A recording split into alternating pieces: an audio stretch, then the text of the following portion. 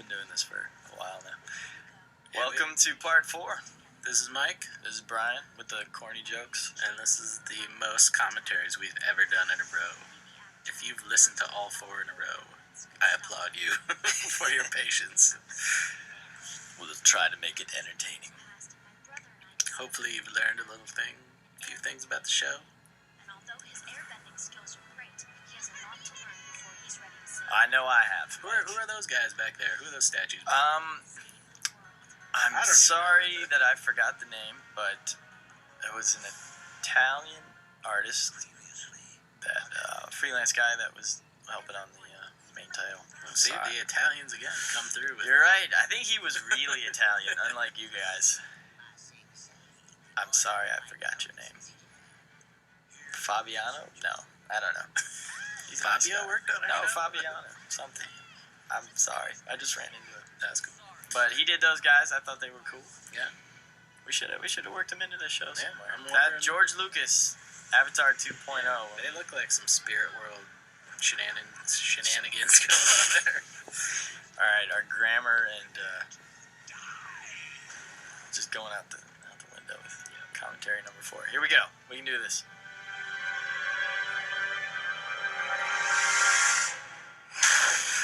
So again, everything's got to be bad before it can get better, and had to have everything at its worst. It was nice to have Toph and Sokka get to have their big scenes together. Have them hold hands, even though it doesn't mean anything. It means she's not going to fall.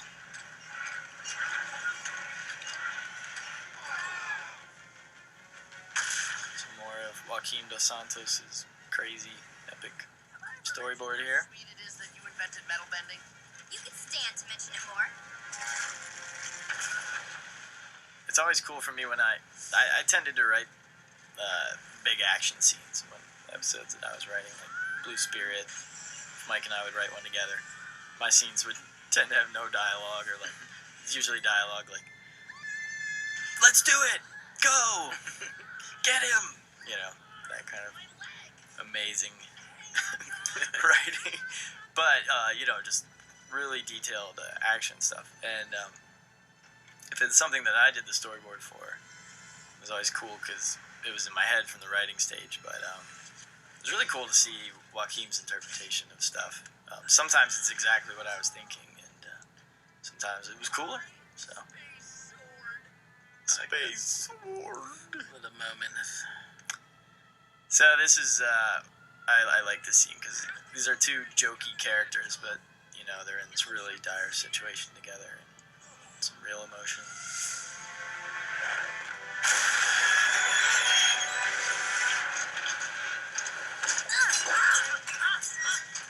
Love that animation of Sokka. You really feel like his leg got broken. So, Oh Sun-hyun did this whole section of the crazy Aang Ozai fight when Aang becomes the wrathful Avatar.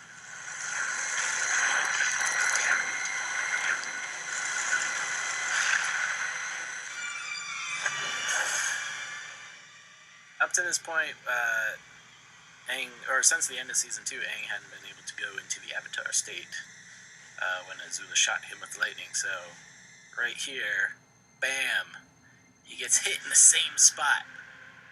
And the idea is that he's kind of this. He had a big energy block in that spot, and being hit there again kind of unleashed that and unlocked that connection with the avatars. I think he had a psychological That thing holding him back too. Yeah. And it's sort of like a multi-stage thing. He releases these emotions, these raw feelings of anger and wrath, and then learns to control them and rise above them.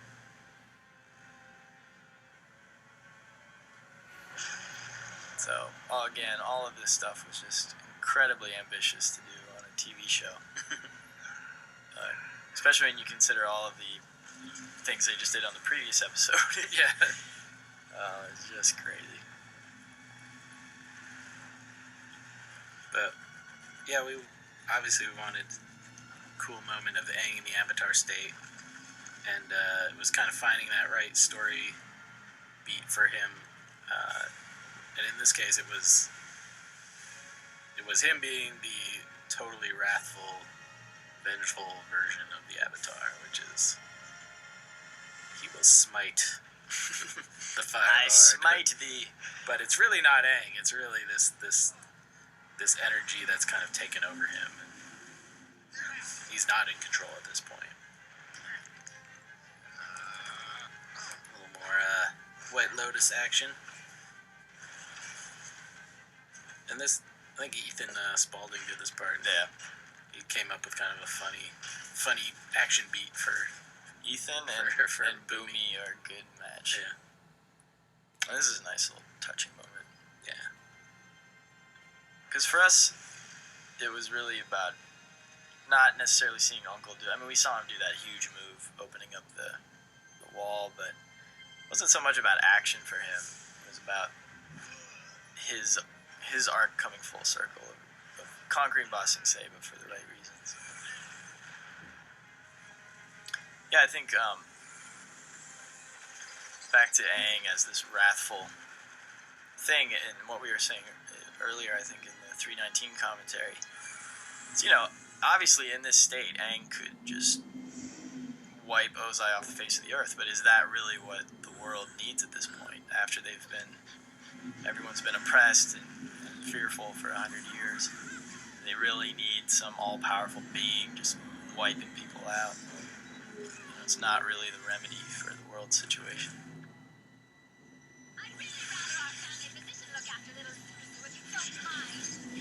So back to the tragic chaos where Zuko's in a really bad way and Katara needs to get to him to try to heal him.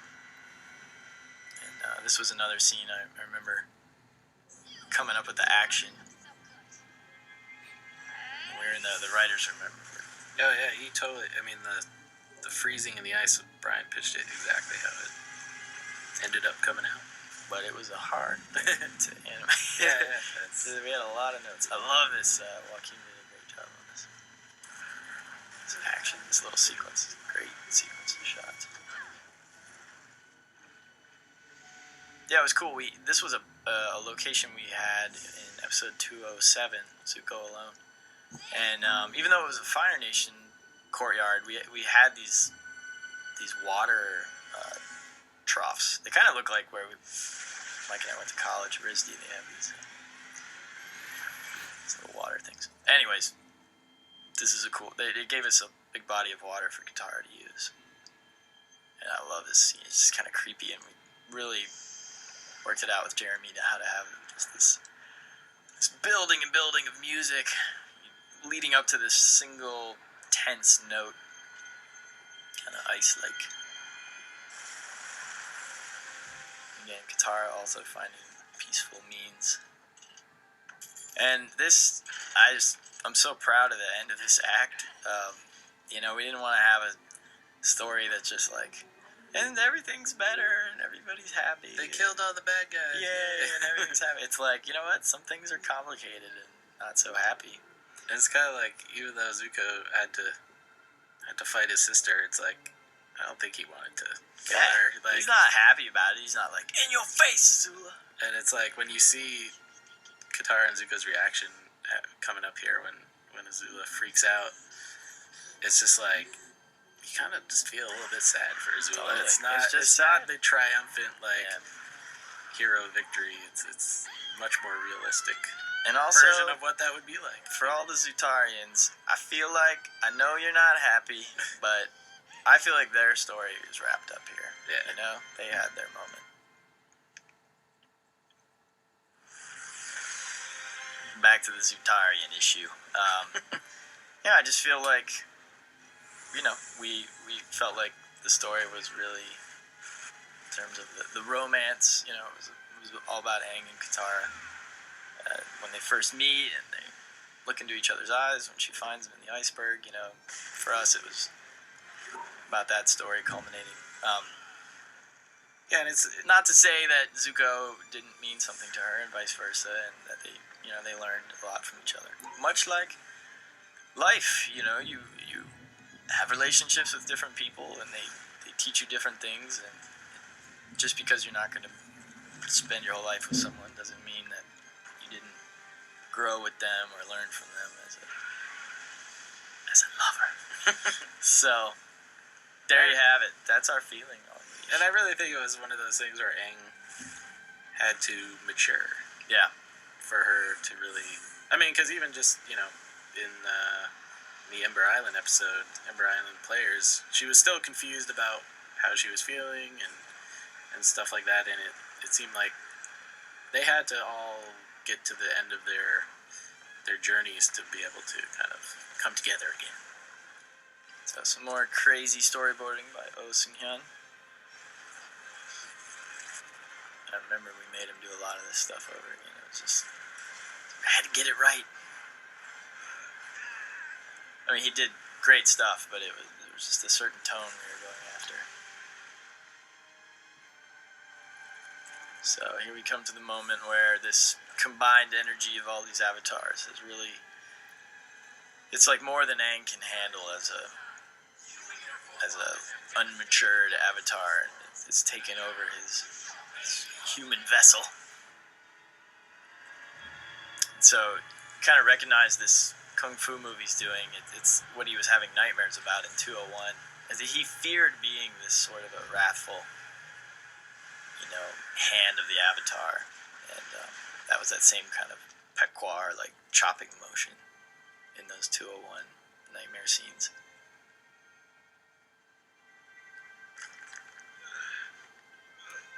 So, and then we come to this crazy thing that Mike and Aaron were on board with, but it was hard for me to.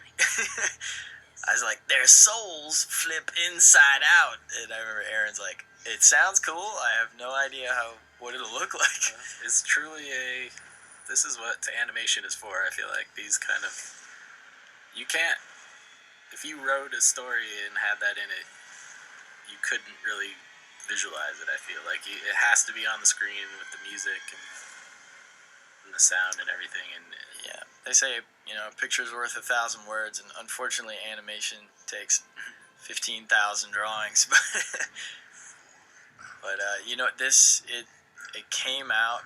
I did these crazy rendered colored storyboards, and the compositing effects team at JM just did an amazing job.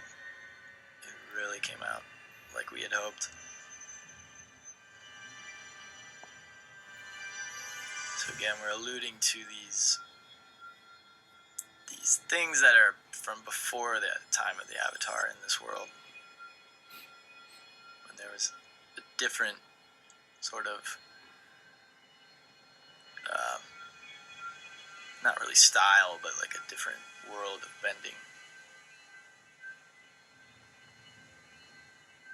Mike, can you hear the 24-note chord cluster? Totally.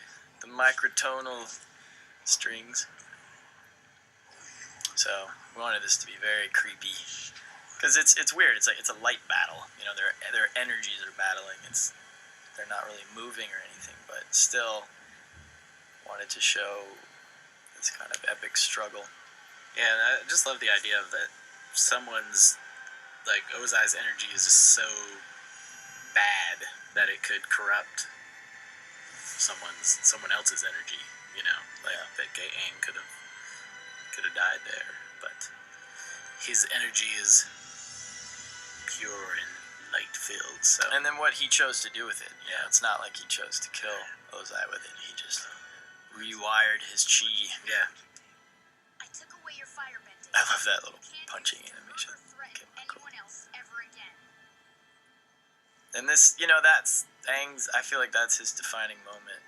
That's why we called this episode Avatar Aang. It's like right now he is really the Avatar. He's finally learned to control the energy. yeah. So We see that. Yeah, you see him just flash his eyes like the other avatars have done in the flashbacks and stuff. he's controlling it. He's not letting it control him. You can see the little tiny crew members on top of that ship trying to avoid the flood. They're okay, don't worry.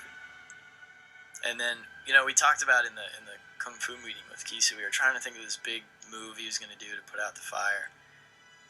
And we were, thinking of different things. And then we realized, what? It needs to be really slow, powerful, but very calm and peaceful. And again, that he's sort of defining his characteristic as the Avatar.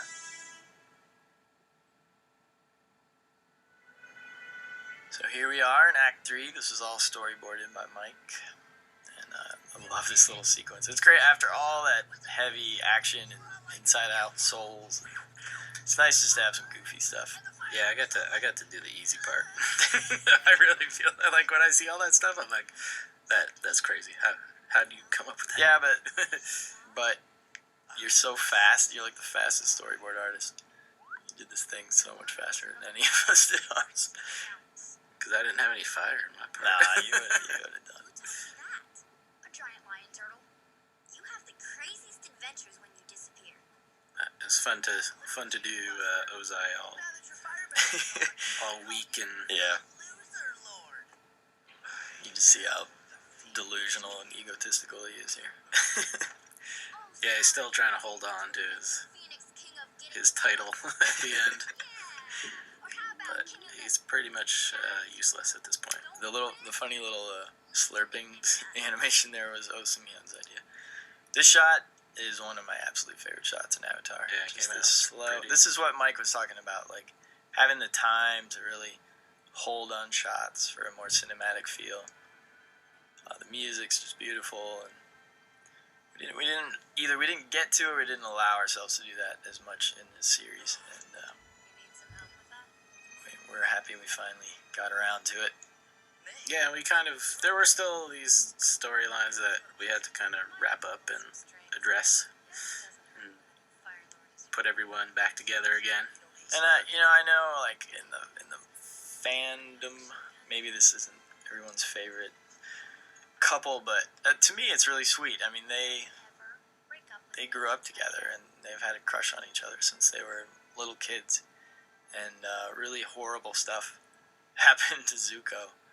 And, their country was doing some horrible things and going through some bad stuff. If you'll notice, the Duke and Toph have a little reunion there. They do. Maybe there's another couple for you. What do you call that? Doff? To Duke. To Duke? I don't know. We'll let the fans figure it out. But, anyways, I think it's really cool that once these external things were out of the way, these external conflicts, that Zuko and May were able to really finally get together. It feels great. When they got together earlier in the season, Zuko wasn't really himself yet. It's okay. He felt like he was living a lie. He was just kind of going through the motions. Girls and I really bonded in prison.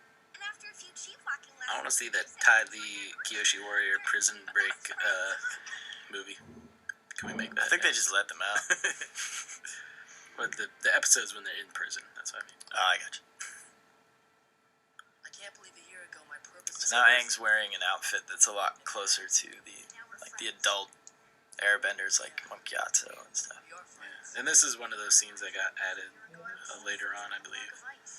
That we realized, like, oh, Aang doesn't really talk in the last act, so it was nice to see him and Zuko reunited.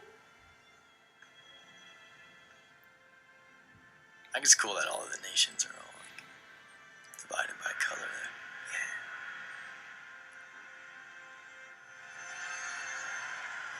Hooray! We needed confetti. Let's add some confetti.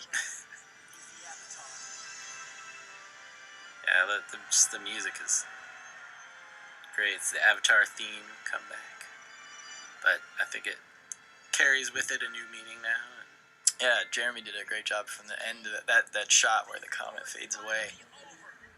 All kind of one musical theme. I mean, it evolves and changes, but we told him we wanted to tie all these scenes together.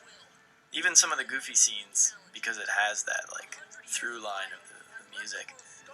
I get kind of misty. Yeah, it's very Like emotional. you feel it ending, you feel it wrapping up.